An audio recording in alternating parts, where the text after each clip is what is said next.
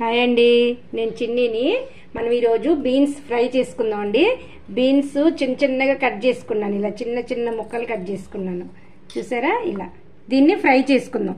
దీనికి ఏమేం కావాలో ఏంటో నేను చెప్తాను. పోపు కోసం ఎండుమిరపకాయలు, మినప్పప్పు, శనగపప్పు, జీలకర్ర, కొంచెం ఆవాలు, 2 ఎల్లుల్లిపాయలు. పోపుకి తిరుగుమాత కోసం కరివేపాకు, ఉల్లిపాయలు, ఉప్పు, పసుపు, కారం. ఇది పల్లీల పౌడర్ అండి. వేరుశనగ పప్పులు ఏం చేసి పౌడర్ చేసి పెట్టుకున్నాను, పల్లీల పౌడర్. ఇప్పుడు ఎలా చేయాలో మీకు నేను చెప్తాను. చూడండి, తిరుగుమాత కోసం కొంచెం ఆయిల్ పెట్టుకున్నాను. స్టవ్ వెలిగించుకుని ఆయిల్ పెట్టుకోండి. వేడెక్కింది ఆయిల్. ఇప్పుడు ఈ పప్పులన్నీ వేసేస్తున్నాను. పప్పులు వేసేసి కొంచెం పప్పులు తిరుగుమాత వేగిన తర్వాత, ఇది బీన్స్ ఫ్రై చాలా బాగుంటుందండి. మీరు తప్పకుండా ట్రై చేయాలి. బీన్స్ ఫ్రై చాలా బాగుంటుంది. నేను చాలాసార్లు చేశాను. ఎప్పటికప్పుడు వీడియో పెడదామంటే అట్లనే అయిపోతుంది. ఇప్పుడు ఇవాళ చేద్దామని మొదలెట్టాను అనమాట. మీ అందరికి కూడా చేసి చూపించాలనిపించింది.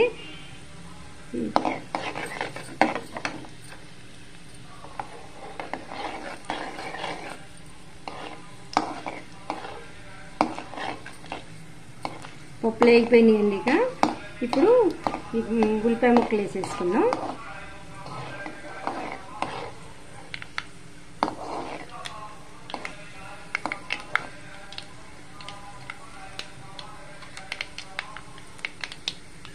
ఉల్లిపాయలు వేసేస్తున్నాను. తర్వాత కరివేపాకు కూడా వేసేసుకోండి. కరివేపాకు వేస్తే ఒక్కసారి ఊరికి చిందిపోతుందని, ఆయిల్ అంతా మీద పడుతుందని తర్వాత వేసాను. ఇప్పుడు ఈ బీన్స్ కూడా వేసేసుకున్నాం. బీన్స్ కూడా వేసేసి సాల్ట్ వేసేసుకుని 1 నిమిషం మూత పెట్టేద్దాం. మూత పెట్టేస్తే చక్కగా మగ్గిపోతాయి.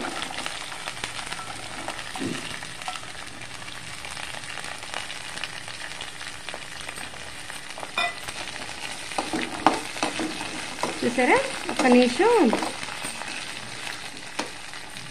సాల్ట్ వేసేసుకున్నాం.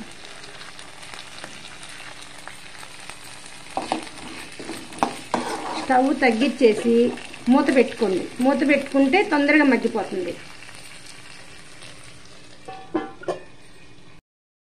చూడండి, చాలా వరకు 90% ఫ్రై అయిపోయిందండి.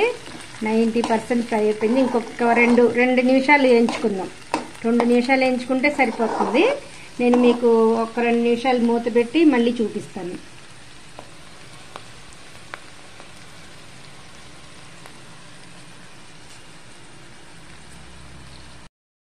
చూడండి, బాగా వేగిపోయింది ఇదంతా.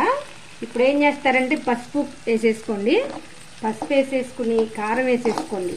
కారం కూడా వేసేసుకుని 1 నిమిషం ఇలా వేగిన తర్వాత కొత్తిమీర ఉంటే కొత్తిమీర కూడా వేసుకోండి, బాగుంటుంది. నా దగ్గర కొత్తిమీర లేదు, అందుకే నేను వేసుకోవట్లేదు. ఇప్పుడు ఈ పల్లీల పౌడర్ ఉంది కదా, ఈ పల్లీల పౌడర్ కూడా వేసేసుకోండి. పౌడర్ వేసేసుకుని ఒక్కసారి కలిపేసుకుంటే పల్లీలు హెల్త్కి కూడా చాలా మంచిదండి. ఇప్పుడు మనకి పల్లీలు మంచిది, చాలా మంచిదని మంతెన సత్యనారాయణ రాజు గారు కూడా చెప్తున్నారు. పల్లీల పౌడర్ దేంట్లోన్నా వాడుకోండి, నువ్వుల పౌడర్ వాడుకోండి అని చెప్తున్నారు. అందుకే నేను ఈ మధ్య పల్లీల పౌడరు, నువ్వుల పౌడరు ఎక్కువ వాడుతున్నానండి. ఇప్పుడు పల్లీల పౌడరు బీన్స్ కర్రీ రెడీ. ఇప్పుడు మీకు గిన్నెలోకి తీసి చూపిస్తా. స్టవ్ కట్టేసుకుంటున్నాను నేను. ఇక